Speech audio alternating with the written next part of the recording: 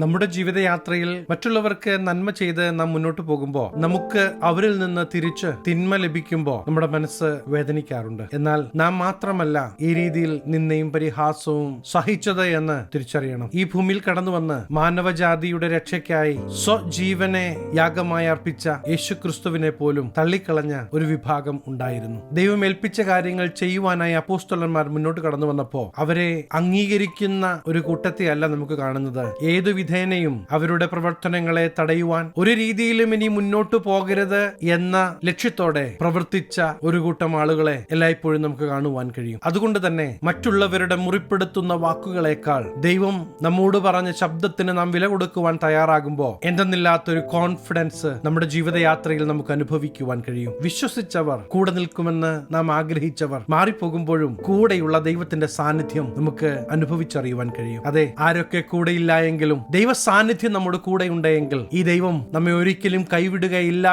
എന്ന തിരിച്ചറിവ് മുന്നോട്ടുള്ള ജീവിതയാത്ര കൂടുതൽ സുഗമമാക്കും. അപ്പോസ്തലനായ പൗലോസ് താൻ അറിഞ്ഞ സത്യസുവിശേഷം ജനത്തോട് പറയാൻ തുടങ്ങിയപ്പോ അവർക്കത് അംഗീകരിക്കുവാൻ കഴിഞ്ഞില്ല. മാത്രമല്ല, ഏതു വിധേനയും ഇദ്ദേഹത്തെ ജീവനോടെ വെക്കാൻ പാടില്ല എന്ന് ശപഥം ചെയ്ത് 40-ലധികം ആളുകൾ മുന്നോട്ട് വരുന്നത് അപ്പോസ്തല പ്രവൃത്തികൾ 23-ാം അധ്യായം 13-ാം വാക്യത്തിൽ നമുക്ക് കാണുവാൻ കഴിയും. പൗലോസിനെ കൊന്നുകളയുവോളം ഒന്നും തിന്നുകയോ കുടിക്കുകയോ ചെയ്യുകയില്ല എന്നതാണ് അവരുടെ ശബ്ദം. എന്നാൽ ദൈവശബ്ദം കേട്ട പൗലോസ് ഇവരുടെ പ്ലാനുകളുടെ മുമ്പാകെ, ഇവരുടെ പദ്ധതികളുടെ മുമ്പാകെ മനസ്സ് ഇടറുന്നത് നമുക്ക് കാണുവാൻ കഴിയുകയില്ല. കാരണം പൗലോസിന് തന്നെ വിളിച്ച ദൈവത്തിൽ ഒരു വിശ്വാസമുണ്ടായിരുന്നു. താൻ അറിഞ്ഞ, അനുഭവിക്കുന്ന ഈ ദൈവം എന്നെ വഴി നടത്തുവാൻ ശക്തനാണ്, ഇടയ്ക്ക് വെച്ച് ഉപേക്ഷിക്കുകയില്ല എന്ന ഒരു ധൈര്യവും വിശ്വാസവും പൗലോസിനെ ഭരിക്കുന്നത്, ചുവടുകൾ മുന്നോട്ട് വെക്കുവാൻ സഹായിക്കുന്നത് നമുക്ക് കാണുവാൻ കഴിയും. താഴോട്ടുള്ള ഭാഗങ്ങൾ വായിക്കുമ്പോൾ നമുക്ക് മനസ്സിലാകും, ഈ ശപഥം ചെയ്തവരുടെ പദ്ധതികളൊന്നും നടന്നില്ല, മറിച്ച്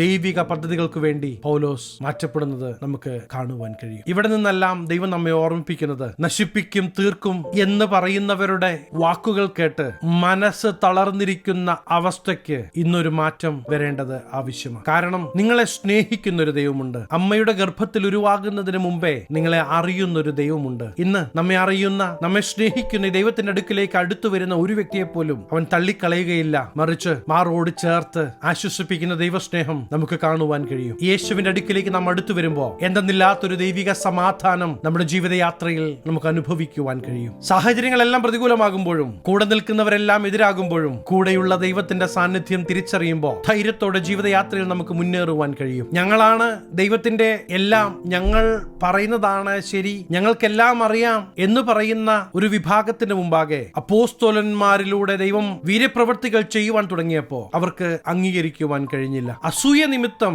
ശിഷ്യന്മാരെ കൊല്ലുവാൻ പ്ലാൻ ഇടുന്ന പല സാഹചര്യങ്ങളും വേദപുസ്തകത്തിൽ നമുക്ക് കാണുവാൻ കഴിയും. പ്രിയദൈവത്തിലെ നിങ്ങളിലൂടെ വെളിപ്പെടേണ്ട ദൈവിക പദ്ധതികൾ ഒരു വ്യക്തിയുടെ, ഒരു സമൂഹത്തിന്റെ അസൂയയുടെ മുമ്പാകെ ഇല്ലാതെയായി പോകരുത് എന്ന് ദൈവം നിങ്ങളെ കുറിച്ച് ആഗ്രഹിക്കുകയാണ്. കാരണം ഈ പറയുന്നവരൊന്നും അല്ലല്ലോ നിങ്ങളെ വിലയ്ക്ക് വാങ്ങിയത്. നിങ്ങൾക്ക് വേണ്ടി വില കൊടുത്ത ഒരു ദൈവമുണ്ട്, നിങ്ങളെ വിലയ്ക്ക് വാങ്ങിയ ഒരു ദൈവമുണ്ട്. ആ ദൈവത്തിന്റെ മുഖത്തേക്ക് നോക്കി ജീവിതയാത്ര മുന്നോട്ട് നയിക്കുവാൻ നിങ്ങൾ തയ്യാറാകുന്നെങ്കിൽ തീർച്ചയായും നിങ്ങൾ പോകുന്ന ഇടങ്ങളിലെല്ലാം ജീവിക്കുന്ന ദൈവത്തിന്റെ പ്രവൃത്തി വെളിപ്പെടുന്നത് നിങ്ങൾക്ക് അനുഭവിച്ചറിയുവാൻ കഴിയും. കൈസരിയെ അഭയം ചൊല്ലിയ പൗലോസിനെ അന്നത്തെ റോമൻ സാമ്രാജ്യത്തിന്റെ തലസ്ഥാനമായ ഇറ്റലിയിലേക്ക് കൊണ്ടുപോകുമ്പോൾ അവർ പോകുന്ന കപ്പൽ പ്രതികൂലമായ കാലാവസ്ഥയിൽ അകപ്പെടുന്നതും തന്നോട് കൂടെയുള്ളവരെ താൻ കേട്ട ദൈവശബ്ദത്തിൽ ഉറപ്പിക്കുന്നതുമായ വാക്കുകൾ അപ്പോസ്തല പ്രവൃത്തികൾ 27-ാം അധ്യായത്തിൽ നമുക്ക് കാണുവാൻ കഴിയും. പൗലോസ് താൻ കേട്ട ദൈവശബ്ദത്തെ കുറിച്ച് പറയുന്ന ഭാഗം അപ്പോസ്തല പ്രവൃത്തികൾ 28-ന്റെ 6 മുതൽ താഴോട്ട് നമുക്ക് കാണുവാൻ കഴിയും. അവിടെ ഇപ്രകാരമാ പറയുന്നത്, എന്റെ ഉടയവനും ഞാൻ സേവിച്ചു വരുന്നവനുമായ ദൈവത്തിന്റെ ദൂതൻ ഈ രാത്രിയിൽ എന്റെ അടുക്കൽ നിന്ന്, പൗലോസെ ഭയപ്പെടരുത്, നീ കൈസരിയുടെ മുമ്പാകെ നിൽക്കേണ്ടതാകുന്നു, നിന്നോട് കൂടെ യാത്ര ചെയ്യുന്നവരൊക്കെയും ദൈവം നിനക്ക് ദാനം ചെയ്തിരിക്കുന്നു എന്ന് പറയുന്ന ആ ശബ്ദം പൗലോസ് കേൾക്കുകയാണ്. മുന്നോട്ടു പോകാൻ കഴിയാത്ത രീതിയിൽ പ്രതിസന്ധികളാൽ നിറഞ്ഞ ഇങ്ങനെയുള്ള സാഹചര്യങ്ങളിലും ഒരു ദൈവ പൈതൽ പ്രതിസന്ധികളെ നോക്കി നിലവിളിക്കുന്നതിന് മുമ്പേ കൂടെയുള്ള ദൈവത്തിന്റെ സാന്നിധ്യം തിരിച്ചറിഞ്ഞ് ദൈവശബ്ദത്തിനായി കാതോർക്കേണ്ടത് ആവശ്യമാണ്. ആ ദൈവശബ്ദത്തിന് മാത്രമേ നമ്മെ മുന്നോട്ട് വിജയകരമായി നയിക്കുവാൻ സാധിക്കുകയുള്ളൂ. അതുകൊണ്ട് തന്നെ ഇന്ന് നാം കടന്നുപോകുന്ന ജീവിതത്തിലെ പ്രശ്നങ്ങളുടെ വലുപ്പം നോക്കി ഭാരപ്പെടാതെ കൂടെയുള്ള, ഇന്നും പ്രവർത്തിക്കുവാൻ കഴിയുന്ന, ജീവിക്കുന്ന ദൈവത്തിന്റെ സാന്നിധ്യം തിരിച്ചറിയുകയും ഈ ദൈവത്തിന്റെ ശബ്ദത്തിനായി നാം ഏൽപ്പിച്ചു കൊടുക്കുകയും ചെയ്യുമ്പോൾ തീർച്ചയായും നമ്മുടെ ജീവിത ജീവിതയാത്രയിൽ ദൈവപ്രവൃത്തി നാം കാണുക തന്നെ ചെയ്യും. അതെ, ജീവിക്കുന്ന ദൈവമാ നമ്മോട് കൂടെയുള്ളത്. ശത്രുവിന്റെ തന്ത്രം ഒന്നും നടക്കുകയില്ല. നമ്മുടെ ലക്ഷ്യത്തെ മാറ്റുവാൻ, നമ്മുടെ ശ്രദ്ധയെ തിരിക്കുവാൻ പല ശക്തികളും പല സമയങ്ങളിലും ശ്രമിച്ചു എന്ന് വരാം. എന്നാൽ അതിന്റെയൊന്നും പുറകെ പോയി നമ്മുടെ ലക്ഷ്യം മറന്നുപോകാതെ വിളിച്ച ദൈവത്തിന്റെ ശബ്ദത്തിന്റെ മുമ്പാകെ ഏൽപ്പിച്ചു കൊടുത്ത് ജീവിതയാത്രയിൽ നാം മുന്നേറേണ്ടത് വളരെ അത്യാവശ്യമാണ്. നാം വേദപുസ്തകം എടുത്ത് പഠിക്കുമ്പോൾ ദൈവശബ്ദം കേട്ട് ഇറങ്ങിയ എല്ലാ വ്യക്തികളുടെയും പ്രതിസന്ധികളുടെ നടുവിൽ, പ്രശ്നങ്ങളുടെ നടുവിൽ അവർ തനിച്ചായിരുന്നില്ല എന്ന് നാം തിരിച്ചറിയേണ്ടത് ആവശ്യമാണ്. അവരുടെ പ്രതിസന്ധികളുടെ നടുവിൽ, അവരുടെ പ്രയാസങ്ങളുടെ നടുവിൽ ഇറങ്ങി വന്ന് പ്രവർത്തിക്കുന്ന ദൈവത്തിന്റെ സാന്നിധ്യം നമുക്ക് കാണുവാൻ കഴിയും. പൗലോസിന്റെ ഈ കപ്പൽ യാത്രയിൽ കപ്പൽ തകർന്ന് അവർ മെലീത്ത എന്ന ദ്വീപിൽ എത്തിച്ചേരുന്നതും അവിടുത്തെ ബർബരന്മാർ അസാധാരണമായ ദയ ഞങ്ങളോട് കാണിച്ചു എന്ന് അപ്പോസ്തലൻ അവിടെ എഴുതി വെക്കുന്ന ഭാഗം നമുക്ക് കാണുവാൻ കഴിയും. തുടർന്ന് തീയിലേക്ക് വിറക് പെറുക്കിയിടുന്ന പൗലോസിന്റെ കയ്യിൽ അണലി പറ്റുമ്പോ ആ ജന്തു പൗലോസിന്റെ കയ്യിൽ തൂങ്ങുന്നത് മറ്റുള്ളവർ കാണുമ്പോ എല്ലാവരും വിധിക്കുകയാ, തീർന്നു, ഇനി ഇവനില്ല, ഇവനൊരു പാപിയാണ് എന്നവർ വിധി എഴുതുകയാണ്. എന്നാൽ ദൈവശബ്ദം കേട്ട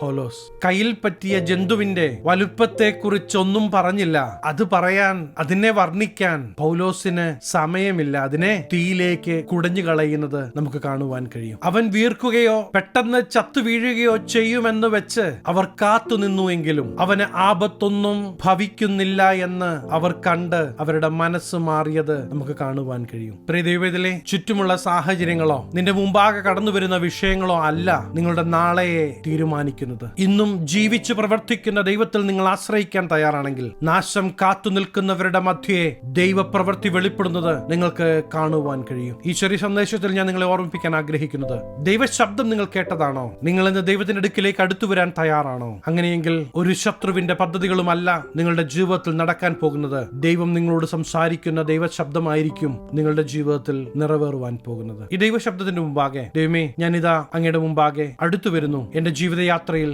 ദൈവശബ്ദം കേട്ട് മുന്നേറുവാൻ അങ്ങനെ സഹായിക്കണമേ എന്ന് ആത്മാർത്ഥമായി നിങ്ങൾ ആഗ്രഹിക്കുന്നെങ്കിൽ ഞാൻ നിങ്ങൾക്ക് വേണ്ടി പ്രാർത്ഥിക്കുവാൻ ആഗ്രഹിക്കുകയാണ്. കണ്ണുകളടയ്ക്കാം, പ്രാർത്ഥിക്കാം. മഹാപരിശുദ്ധനായ ഞങ്ങളുടെ സ്വർഗീയ പിതാവേ, തിരുമുഖത്തേക്ക് നോക്കി അങ്ങയുടെ അടുക്കിലേക്ക് അടുത്തു വരുന്ന ഈ ദൈവജനത്തെ അങ്ങയുടെ തൃക്കരങ്ങൾ തരികയാണ്. ഈ ദിവസങ്ങളിൽ ദൈവ സാന്നിധ്യം ജനം തിരിച്ചറിയട്ടെ. മുന്നോട്ട് വിടുകയില്ല എന്ന് പറഞ്ഞ് ശത്രു ഒരുക്കുന്ന സകല കണികളിൽ നിന്നും യേശുവിന്റെ നാമത്തിൽ ജയത്തെ കൽപ്പിക്കുകയാണ്. ദേശങ്ങൾക്ക് ഇവർ ഒരു അനുഗ്രഹമാകട്ടെ. അനുഗ്രഹിച്ചു പ്രാർത്ഥിക്കുന്നു. സകലമാന മഹത്വം അങ്ങേക്ക്, സകലവും യേശു ക്രിസ്തുവിന്റെ നിസ്തുല്യ നാമത്തിൽ തന്നെ, ആമേൻ. പ്രിയ ദൈവത്തിലെ, നിങ്ങളെ സ്നേഹിക്കുന്ന, നിങ്ങളെ കരുതുന്ന, നിങ്ങൾക്ക് വേണ്ടി പ്രവർത്തിക്കുന്ന ഈ യേശു ഇന്നും ജീവിക്കുന്നത് കൊണ്ട് നിങ്ങൾ ഒറ്റയ്ക്കല്ല. യേശു ഉണ്ട് നിങ്ങളുടെ കൂടെ. ഈ ചെറിയ സന്ദേശം നിങ്ങൾക്ക് അനുഗ്രഹമായെങ്കിൽ തീർച്ചയായും ഞങ്ങളെ അറിയിക്കണം. അനേകർക്ക് അനുഗ്രഹമാകേണ്ടതിന് സ്നേഹിതർക്ക് ഷെയർ ചെയ്യുക, ഫോർവേഡ് ചെയ്യുക. നിങ്ങൾ ഈ ചാനൽ ഇതുവരെയായിട്ടും സബ്സ്ക്രൈബ് ചെയ്തിട്ടില്ല എങ്കിൽ തീർച്ചയായും സബ്സ്ക്രൈബ് ചെയ്യണം. ദൈവം അനുവദിച്ചാൽ അടുത്ത ദിവസം നമുക്ക് വീണ്ടും കാണാം. Stay blessed.